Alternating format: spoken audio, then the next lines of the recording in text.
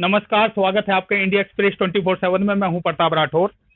उत्तर प्रदेश में उपचुनाव का बिगुल बज चुका है, जिसमें 3 सीटें हैं, खतौली और मैनपुरी और रामपुर। इन तीनों सीटों पर भाजपा और गठबंधन अपने-अपने प्रत्याशी उतार चुके हैं और तीनों सीटों पर पूरी दोनों पार्टियों की तरफ से, गठबंधन की तरफ से और भाजपा की तरफ से पूरा जोर आजमाइश चल रही है। उनके प्रत्याशी भी मैदान में उतरकर लोगों को प्रभावित कर रहे हैं अपनी योजनाओं के लिए कि हम आगे ऐसा विकास करेंगे। इस संबंध में हम बात करेंगे आज, जो हमारे राजनीतिक विश्लेषक हैं अंकित मान जी, के ये चुनाव कितना अहम है और इस चुनाव में क्या होने वाला है। मान साहब, आपका स्वागत है इंडिया एक्सप्रेस में।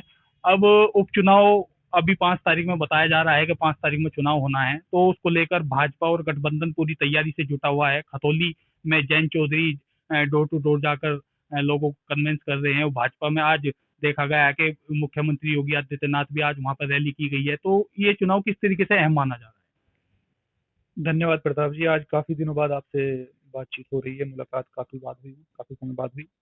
देखिए, आज हालात ये है कि एक हमने इस पर पहले भी जिक्र किया है, बात हुई कि दिल्ली की सत्ता का रास्ता जो है यूपी से जाता है, लेकिन मुझे अब ऐसा लगने लगा है कि उत्तर प्रदेश की सत्ता का रास्ता जो है वो पश्चिमी उत्तर प्रदेश से होकर जाने लगा है।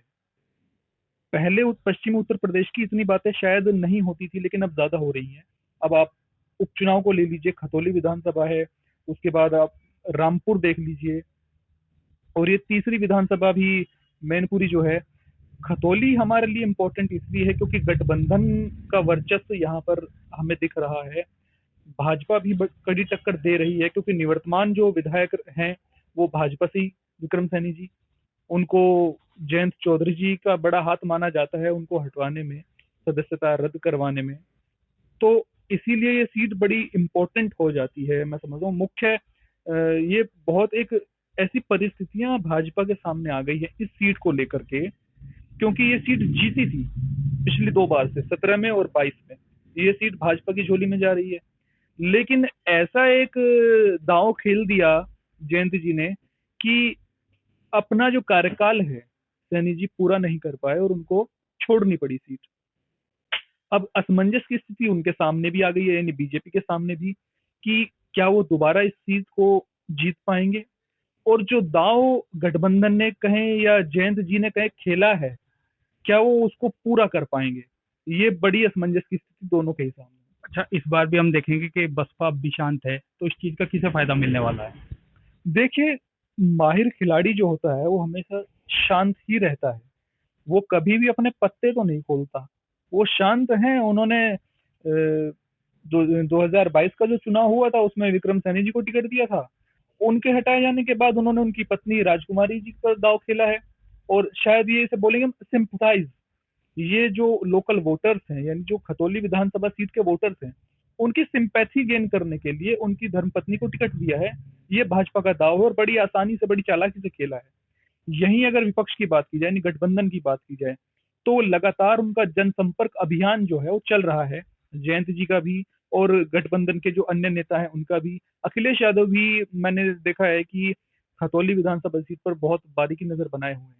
अच्छा, अगर हम बात करें चंद्रशेखर आजाद रावण की, कि अब गठबंधन का जब चुनाव था यूपी में, तो शायद वे साथ नहीं थे, मगर इस बार गठबंधन के साथ वे खतौली के चुनाव में देखे गए हैं कि गठबंधन के साथ है। तो इसे किस नजरिए से देखा जा रहा देखिए, पहले मैं कहूंगा कि शायद ट्यूनिंग मैच नहीं हो पाई थी। अब वो जो ट्यूनिंग है वो बैठ गई है। आजाद समाज पार्टी है उनकी, उनको हम भीम आर्मी बोलते हैं। अच्छा, उनका एक वोट बैंक उन्होंने तैयार कर लिया है पश्चिमी उत्तर प्रदेश में। बल्कि वो तो विधानसभा जब चुनाव हुआ था तो पूरे उत्तर प्रदेश में उन्होंने अपना जोर शोर से प्रचार किया था। हालांकि कुछ कमी रही, उसका उन्हें खामियाजा झेलना पड़ा। लेकिन अब अगर इस उपचुनाव में बात की जाए तो इस विधानसभा सीट पे उनका दबदबा देखने को मिलेगा। रीजन, गठबंधन जो है सपा बसपा और भीम आर्मी यानी चंद्रशेखर जी के बीच में है। सबसे ज्यादा खतौली विधानसभा सीट पे मुस्लिम वोट बैंक है, लगभग लगभग 75 से 78 हजार के आसपास है, जो कि मैं समझता हूँ गठबंधन के पास ही जाने वाला है। उसके बाद दलित वोट बैंक है, यानी जो भीम आर्मी आई है साथ में गठबंधन के, वो उसके हिस्से का आ गया कुछ, तो उसका उनको सपोर्ट मिलना तय है।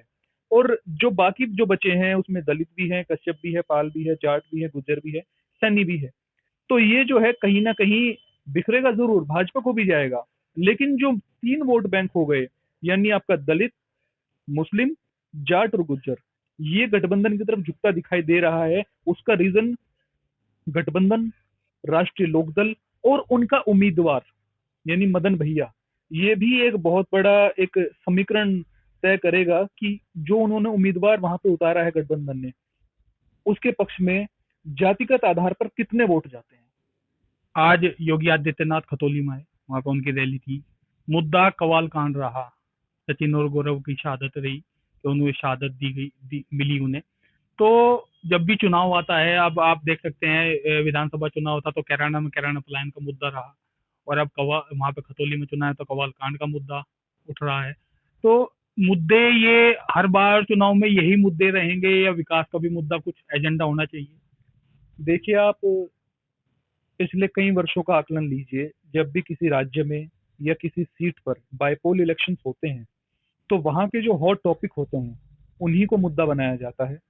और पिछले 10 साल का आप इतिहास देखिए, पश्चिमी उत्तर प्रदेश में कोई ऐसा मुद्दा है ही नहीं। कैराना सीट पर पलायन का मुद्दा, और पूरे ओवरऑल अगर पश्चिमी उत्तर प्रदेश को देखा जाए, जिसमें मुजफ्फरनगर की सभी सीटें, मेरठ की, बागपत की हो या शामली की हो, बल्कि सहारनपुर की भी, उन सब को लेकर जो मुद्दा बनाया जाता है वो कवाल कांड ही बनाया जाता है। इस बात को 9-10 साल हो गए हैं। जो बुद्धिजीवी वर्ग है वो भूल चुका है। सभी नौकरी पेशा लोग जो है वो अपने कामों में लगे हुए हैं। व्यवसायी वर्ग जो है वो अपने व्यवसाय को कर रहा है। वो कहीं ना कहीं उस दर्द को भुला चुके हैं या भुलाना चाह रहे हैं। लेकिन हाँ, एक टीस जरूर है सबके मन में। लेकिन जो हमारे राजनीतिक गलियारों में जो चर्चा उठती है, वो केवल इसीलिए उठती है कि वोट को भुनाया जाए, वोट बैंक जो है उसको अपनी तरफ आकर्षित किया जाए उन मुद्दों को भुनाकर। हालांकि मैं समझता हूँ ये सही नहीं है, लेकिन सबका अपना अपना अपना नजरिया है, सबकी अपनी अपनी सोच है। अब देखते हैं पब्लिक किसका साथ देती है। अगर हम बात करें मदन भैया की, तो लोनी के रहने वाले हैं, और जैन चौधरी ने उन्हें खतौली से उतारा है। तो इसमें क्या स्थिति आपको देखने को मिलती है?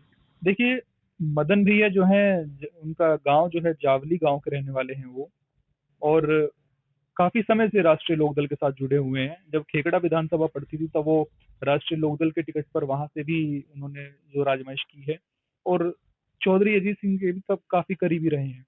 अब बात आती है खतौली में। जैसा कि मैंने आपको बताया, गठबंधन के साथ अगर जातिगत आधार पर इसको देख लिया जाए, मुस्लिम, दलित, जाट और गुर्जर, इसमें से चंद्रशेखर रावण जी के आने के बाद दलित वोट आ गया। सपा है गठबंधन में तो मुस्लिम वोट भी आ गया। ऐसा उनका सोचना हो सकता है, ये एक आकलन है। और राष्ट्रीय लोकदल है तो जाट वोट बैंक भी आ गया, और उन्होंने गुर्जर उम्मीदवार को उतारा है तो गुर्जर वोट बैंक भी आ गया। तो हो सकता है ये उनकी रणनीति हो, ये सोच हो सकती है। लेकिन भाजपा के सामने चुनौती ये होगी कि इस रणनीति से पार कैसे पाया जाए, क्योंकि उन्होंने 2017 में भी इस विधानसभा सीट को जीता था और 2022 में भी इसको जीता है, लेकिन किन्हीं कारणों से सैनी जी को अपना इस्तीफा देना पड़ा। अब जो एक सिंपैथाइज करने वाली बात है वोटर्स को, देखना है इसमें भाजपा कितनी सफल हो पाती है। कि योगी आदित्यनाथ, मैं दोबारा अपना क्वेश्चन दोहराऊंगा। योगी आदित्यनाथ आज खतौली में थे, कवाल कांड की बात करी, उसकी बात करी, मगर अब माहौल खतौली का क्या माहौल, अगर योगी आदित्यनाथ की आज रैली हुई है तो क्या माहौल देखने को लग रहा है खतौली का? देखिए, जब किसी इलेक्शन या बाईपोल या नॉर्मल इलेक्शन से जुड़े हुए किसी मुद्दे पर कोई नेता अपनी जनसभा करता है, कोई भी व्यक्ति, चाहे इसमें मुख्यमंत्री हो, उप मुख्यमंत्री हो, किसी भी पार्टी का बड़ा नेता हो, तो वो ये सोचकर जनसभा करता है कि उसका सीधा सीधा फायदा उनकी पार्टी को इस चुनाव में मिलने वाला है। ऐसा नहीं है योगी जी लोकप्रिय नहीं है। उत्तर प्रदेश के अधिकतर जनसंख्या को हमारे माननीय मुख्यमंत्री जी बहुत पसंद है, और वो अच्छे कार्य भी कर रहे हैं, इसमें भी कोई दो राय नहीं है। लेकिन इसका हम अंदाजा ये नहीं लगा सकते कि खतौली की जनता उनको बहुत पसंद करती है तो इस चुनाव में शायद उनको वो सीट निकल जाए। अभी इस पर हम मोहर नहीं लगा सकते, क्योंकि जो इलेक्शन होता है वो इस बात को ध्यान में रखकर लड़ा जाता है कि हमारा कैंडिडेट कौन है किसी भी दल से। क्योंकि हमें रिप्रेजेंट करने वाला जो हमारा कैंडिडेट होगा, अगर वो ही सही नहीं है, भले ही लखनऊ में बोलिए या दिल्ली में बोलिए, वहां चाहे कोई भी बैठा हो, लेकिन अगर हमने जिस कैंडिडेट को अपना वोट दिया है वो हमें रिप्रेजेंट नहीं कर पा रहा है, तो हमारे चुनाव में वोट देने का कोई फायदा नहीं है। तो जनता की नजरों में भी यही चीज है। योगी जी अच्छे मुख्यमंत्री साबित हुए अब तक, और अब मैं समझता हूँ आगे भी होंगे। जनता को उनसे प्यार है, और अगर यही सारी चीज है तो जनता उनका साथ देगी। अच्छा, विक्रम सैनी की अगर हम बात करें तो विक्रम सैनी की कई वीडियो ऐसी वायरल हुई है जो पब्लिक के बीच में गए और कुछ बड़बोलापन किया उन्होंने, तो लोगों ने वो वीडियो वायरल भी की। क्या इसका चुनाव में कुछ असर देखने को मिलेगा, क्योंकि उनकी पत्नी चुनाव में है?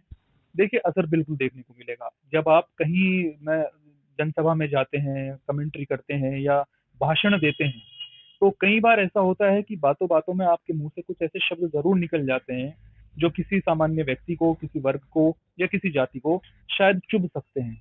लेकिन उस वक्त हमें ये चीजें ध्यान नहीं आती। हाँ, अगर हम उस चीज के बारे में सोचते हैं कि हमने उस समय क्या बोला और एनालाइज करें इस चीज को, तो शायद हमें अपनी गलती का पता चलता है।